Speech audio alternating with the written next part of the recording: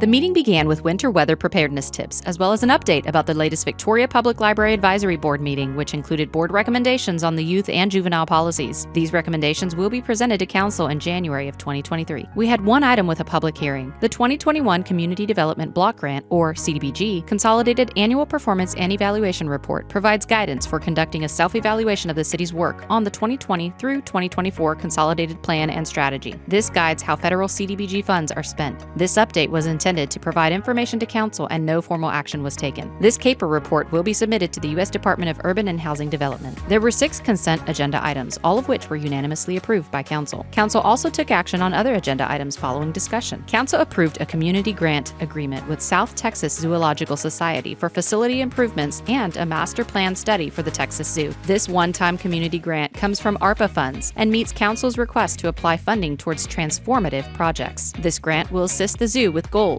such as the renovation and restoration of exhibits, landscaping, and flood mitigation, as well as the adoption of a master plan. The city recently updated its agreement with the society, and now the city has formal representation on the board of directors and is more involved with helping ensure that the zoo reaches its full potential. The zoo must spend the grant amount by June of 2024. Council also approved a second community grant agreement with the Billy T. Cattan Recovery Outreach Center for a residential detox and treatment facility. This one-time grant will focus on site development and engineering work in preparation for the construction of the facility, which will provide a comprehensive substance abuse treatment program for Victoria. The grant amount must be spent by June of 2024. Council authorized the city manager to negotiate the terms of a professional services agreement with AGCM for owners' representation services in connection with the construction of a public safety headquarters facility. City staff began soliciting proposals for this service in November, and they received 3 responsive submissions. Interviews were conducted with 2 of the 3 firms, and city staff believes that AGCM is the best fit based on their qualifications.